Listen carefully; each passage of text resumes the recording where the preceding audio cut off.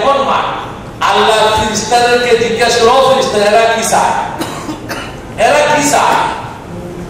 এত মানুষ দুনিয়ার কাহারো কাছে যদি কোনো জিনিসকে আবদার করে, এর তো সত্যই হোক ফিরে গিয়ে লক্ষ লক্ষ মানুষ আল্লাহ তো আরহামুর রাহিমিন, এত মানুষ আল্লাহর কাছে চায় বাপ চায়, আল্লাহর রহমতের জুস আসে, ঢেউ আসে, এক ঢেউয়ে সমস্ত মানুষকে আল্লাহ নিষ্পাপ করে। এই জন্য শয়তান চায় না কোনো মানুষ হতো না। শয়তানে জানে আমি সারা জীবন করে যে গুনাহ করাইলাম তার দিয়া এর তো আরাফার এক মুহূর্তে উসিলা তার সবগুলো তো মাফ হয়ে যায়।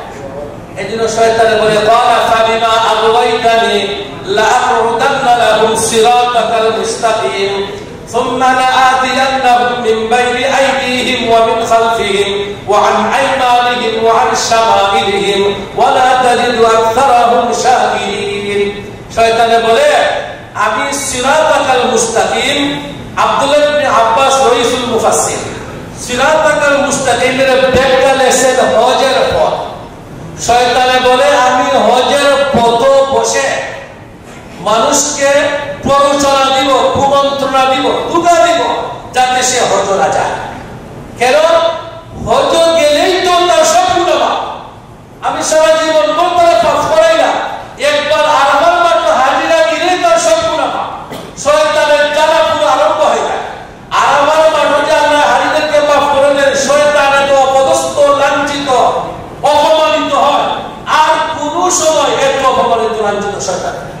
এই জন্য শয়তানে সারা মাটি বাদত পারতে পারতে আর করে ফসল নষ্ট হয়ে গেছে। এই জন্য আরাফার মাঠ অবস্থান সর্ব বড় ফরজ, তিন ফরজের সবচেয়ে বড় ফরজ। এর মধ্যে আরাফার মাঠ যখন আমরা অবস্থান করবো, মাগরিবের আজান হবে, আর মাগরিবের নামাজ যখন সূর্য ডুববে তারা তো মাগরিবের আজান দিলে তারা নামাজ পড়বে। আমাদের খাস এদিন আর নাস্তা হয়েছে আরাফার মাঠ বড় মসজিদ, মসজিদে নামিরা, মিনার মধ্যে সবচেয়ে বড় মসজিদ মসজিদে খায়েফ। আমরা যেখানে ফাতর মারবো মিনা জামারা, এর পাশেই মসজিদে খায়েফ। খায়েফের আশেপাশে 70 জন নবীর কবর আছে, কোনো চিহ্ন নাই, কিতাবও দেখেন। মিনার সবচেয়ে বড় মসজিদ খায়েফ। আরাফার মাঠ সবচেয়ে বড় মসজিদ মসজিদে নামিরা। আরাফার মাঠ জোহরের আসরের নামাজ যে আমরা পড়বো কিনা, আরাফার মাঠে জমা বাইনা সালাতাইন, জোহর আসর একসাথে নামাজ পড়ার বিধান। এই বিধানটা কখন কিভাবে আদায় কিতাব বলেছে, আমরা যে মাযহাবের কিতাব, আরাফার মাঠের যে সবচেয়ে বড় মসজিদ মসজিদে নামিরা, মসজিদে নামিরা গিয়ে যারা নামাজ আদায় করবে শুধু তারাই জোহর এবং আসর একসাথে নামাজ পড়বে, জমা বাইনা সালাতাইন। কারণ আরাফার মাঠে জমা বাইনা সালাতাইনের জন্য বাদশার পক্ষ থেকে ইমাম শর্ত এবং জামাত শর্ত। যেহেতু মসজিদে নামিরার মধ্যে বাদশার পক্ষ থেকে ইমামে এসে নামাজ পড়া, ওই নামিরা থেকে যে গিয়ে নামাজ পড়বে শুধু তারাই জোহর আসর জোহরের সময় পড়বে। জোহরের নামাজ ইমাম সাহেব আজান একামত, এর মধ্যে জোহরের নামাজ পড়াইবে। জোহর নামাজ পড়ার পরে আসরের নামাজ। দেখেন এখানে আমরা যারা মুকিম হব, মক্কা মদিনার মাস্তা হব, আপনি যদি মক্কা থেকেও হজ যান, মিনা আরাফাত মুজদালিফা, দেখেন তো 8-10 মাইলের ভিতর আপনি মুসাফির। এটা মক্কার মাস্তা, মক্কার আলিম উলামার মাস্তা। হজ রওনা দিছে, আপনি বাড়ি থেকে 5 মাইল দূর, আপনি মুসাফির। এই জন্য তার পক্ষ থেকে যে ইমাম এসে নামিরাত নামাজ পড়া, যদি উনি রিয়াদ থেকে আসেন তো মুসাফির, উনি যদি মক্কা হেরাম শরীফ থেকে যান উনি মুকিম, কিন্তু উনি নামাজ পড়ান 2 রাকাত। এতে আমরা হুজ্জাজিনে কেরাম যারা মুকিম যারা, আমাদের তো সমস্যা। আপনি মুসাফির ইমামের পিছনে মুকিম যখন নামাজ পড়বে 4 রাকাত পড়তে হবে। আপনি লক্ষ লক্ষ মানুষের 2 রাকাত ধরে আপনি তো উঠিয়া 2 রাকাত পড়বেন, এটা কিভাবে হবে? আল্লাহ নবী বলেন 2 রাকাত। আল্লাহ নবী তো মুসাফির ছিলেন, মদিনা থেকে আসে, ও রিয়াদ থেকে কোন ইমাম এসে নামাজ পড়ে তো মুসাফির 2 রাকাত ঠিক আছে, কিন্তু বাইতুল্লাহ থেকে যদি ইমাম সাহেবকে নামাজ পড়ান, উনি তো মুকিম কিন্তু উনি মুসাফির নামাজ পড়ান, তাহলে তারা পাঁচটা হলো কি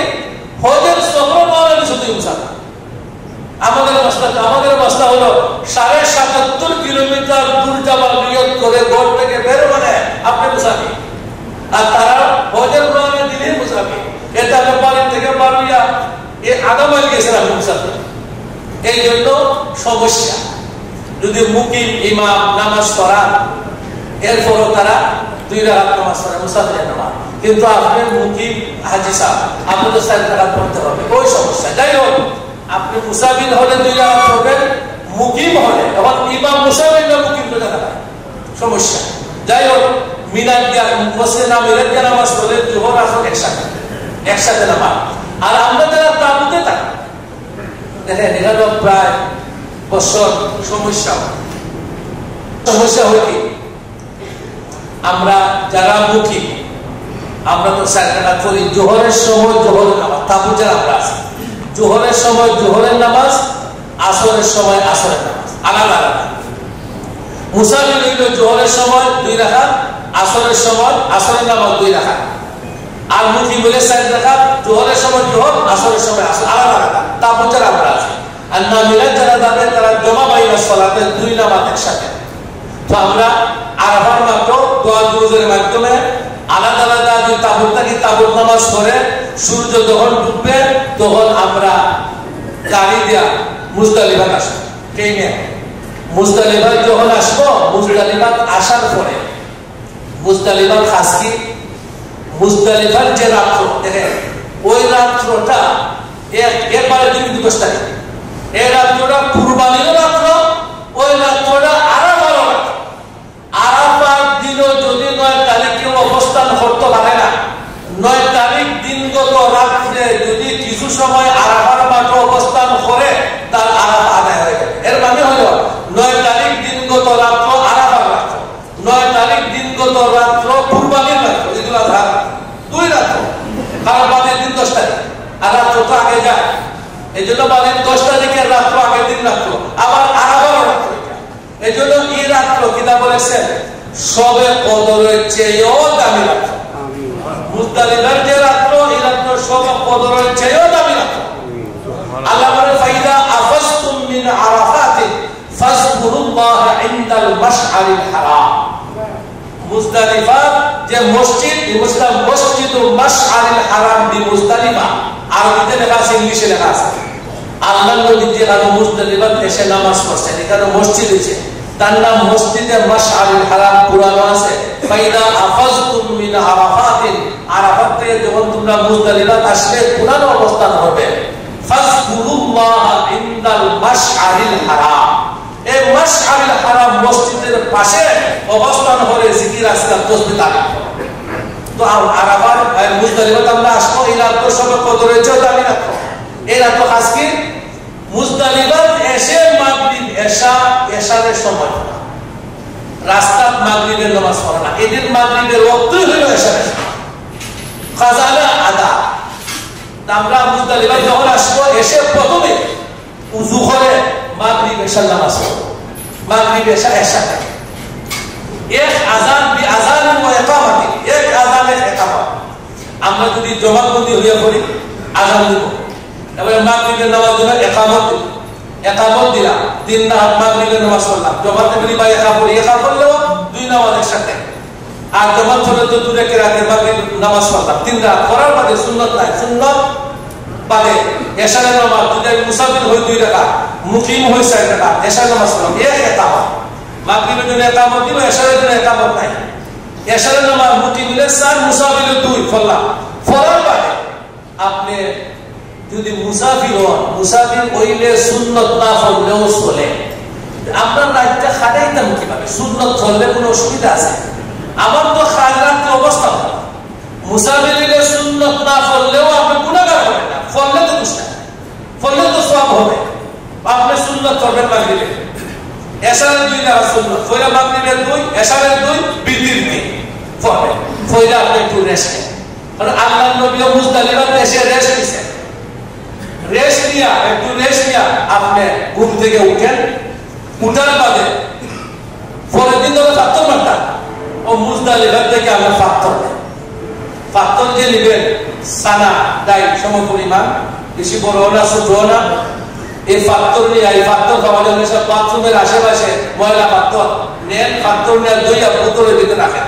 পাথর নিবেন কয়টা? পাথর আমরা 3 দিন মারব, পরের দিন 10 তারিখ কুরবানির দিন বড় শয়তান মানে আর জামরাতুল কুবরা আরবিতে লেখা আছে, বিগ জামারা ইংরেজিতে লেখা আছে। লাস্ট এদিক থেকে আমরা যাব, প্রথম ছোট, মেজো, বড়, লাস্ট একটা বড় শয়তান। প্রথম দিন 7টা, আচ্ছা প্রথম দিন 7টা মেরে রুদ্দা নাই, সাথে সাথে আমরা চলে যাব। দ্বিতীয় দিন ছোট, মেজো, বড়। আল জামরাতুল কিতা সুগরা, আল জামরাতুল উস্তা, জামরাতুল কুবরা। স্মল জামারা, মিডিল জামারা, বিগ জামারা, ইংরেজিতে লেখা আছে, আরবিতে লেখা আছে। তো 3 7 21, 21 13 তারিখ আবার 3 7 21, 2 21 আর 9 কয়টা হলো 49। এই কোন কিতাব বলেছে 69টা, 69টা খেলো আছে, এটারও কারণ আছে। আপনি যদি 12 তারিখ 10 11 12 3 দিন থাকতে পারেন, আপনি যদি 12 তারিখ মিনার এরিয়ার ভিতরে রাত যাপন করে সুবে সাদিক পর্যন্ত অবস্থান করেন, 12 তারিখ দিন কত রাত 13 তারিখ, তাহলে আপনি 13 তারিখও 3 7 21টা ফাত্তর মেরে মক্কা থেকে। আমরা তো 12 তারিখে ফাত্তর মেরে মক্কা চলে যাই, এই জন্য বাদের 13 তারিখের আর 3 7 21টা মারা প্রয়োজন হয় না। এরপরে যখন থেকে যায় তাহলে 13 তারিখও আপনার 21টা মেরে যেতে যদি 69টা, আর আমরা হলো 49টা। বস মুজদালিফা থেকে ফাত্তর নিব, এখানে এসে জমা বাইনা সালাতাইন মাগরিব এশার নামাজ পড়ব, জিকির আজকার তাসবিহ তাহলিল করব, আল্লাহর কাছে খান্দাকারী করব। যেহেতু এই রাত তো সবে বদরের চেয়েও দামি রাখলো, এই জন্য সমাজের খাজা গাইব। তারপর সূর্য উঠে বা ওই সময় মুজদালিফা থেকে রওনা দেবা, সুন্নাত সূর্য উঠে বা রওনা দিলাম। তো রওনা আমরা তো ট্রেনে যাব, জামারা ফাত্তর মারা ট্রেনে 5 মিনিট লাগে। তবে ট্রেনে উঠার সময় একটু ভিড় হবে, ওই সময় আপনার সব ধৈর্য ধারণ করতে হবে, হাই হুতাশ করলে হবে না, পেরেশানি হলে হবে না, আগে যাওয়া হবে না, ধৈর্য ধরবেন। সিরিয়াল আপনি ট্রেনে উঠবেন। গেলাম জামারা গিয়া 10 তারিখ আমরা গাড়িতে যাবো, হয়তো 8টা 9টার সময় আমরা পৌঁছে দেবো জামারা। প্রথম দিন ফাত্তর মারা সকাল থেকে আরম্ভ, দুপুর পর্যন্ত, দুপুর থেকে সন্ধ্যা পর্যন্ত, সারাদিন সকাল থেকে আরম্ভ। আমরা প্রথম দিন ফাত্তর মেরে বড় শয়তান ডাইরেক্ট আমরা মক্কা চলে যাই।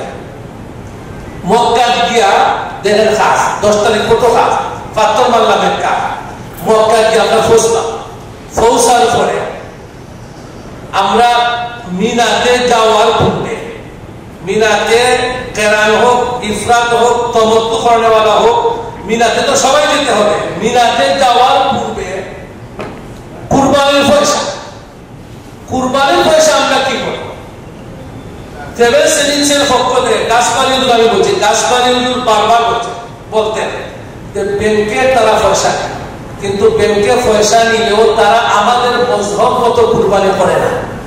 আমরা মজহব মতো তরতিবের ব্যাঘাত ঘটে, এই জন্য দৌড়ানি হয়ে যায়। এই জন্য আপনারা তারা মজহব ফাত্তর মারা, কুরবানি দেওয়া, মাথা মুন্ডানো, 3টা ধারাবাহিকতা আছে, মানে 3টা হইলেই হইল।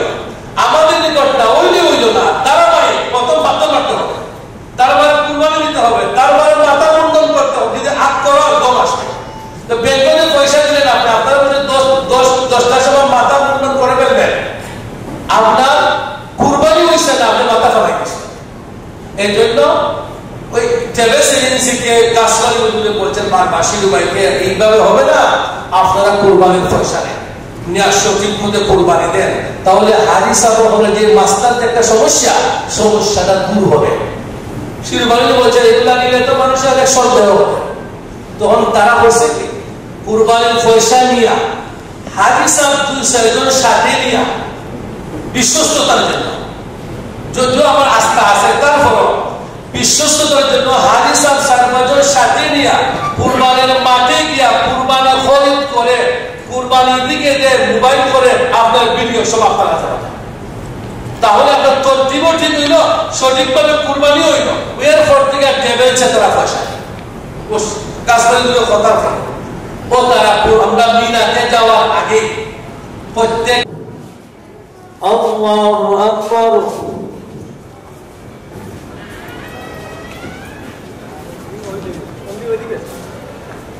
আল্লাহু আকবার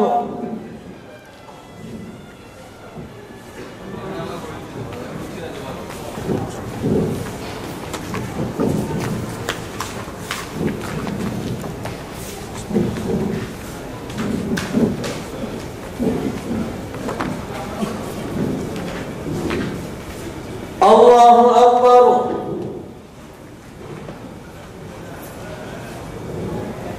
Sami Allahu liman hamidah. Allahu Akbar.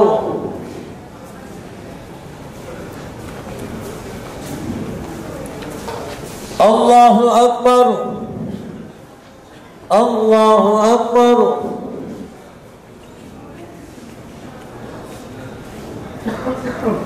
Allahu Akbar.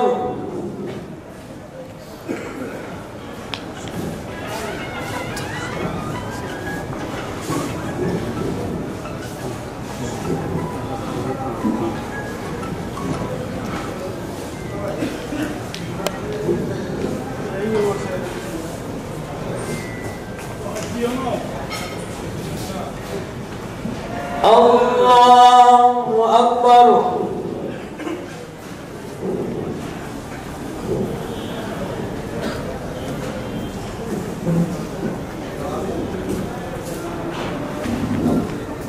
Allahu Akbar.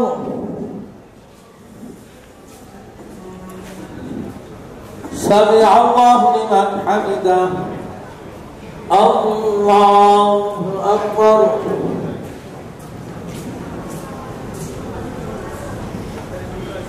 Allahu Akbar. Allahu Akbar.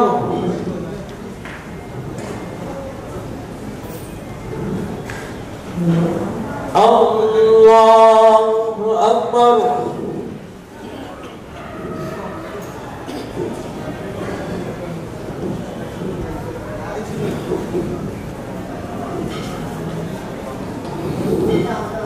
Allahu Akbar.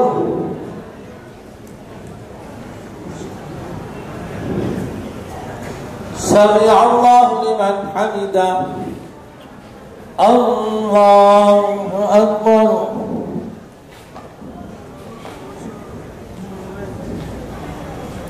Allahu Akbar. Allahu Akbar.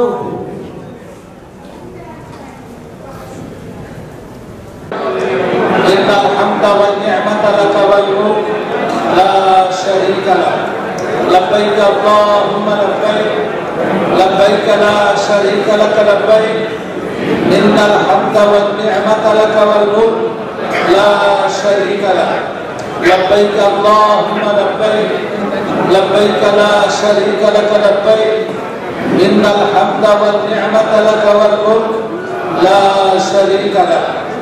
আমরা যুগে যুগে ফুরুট যারা আছে আমরা যুগে যুগে পড়ি তো যারা তালবিয়া পড়ার মধ্যে ভুল আছে আমাদের পড়ার থেকে আপনি বের করতে পারবেন যে আমার কোনো সমস্যা আছে এজন্য আপনার সাথে বলেন লাব্বাইক আল্লাহুম্মা লাব্বাইক লাব্বাইক লা শারীকা লাক লাব্বাইক ইন্নাল হামদা ওয়ান নি'মাতা লাকা ওয়াল মুলক লা শারীকা লাক লাব্বাইক আল্লাহুম্মা লাব্বাইক لبيك لا شريك لك لبيك إن الحمد والنعمة لك والملك لا شريك لك لبيك اللهم لبيك لبيك لا شريك لك لبيك إن الحمد والنعمة لك والملك لا شريك لك الحمد لله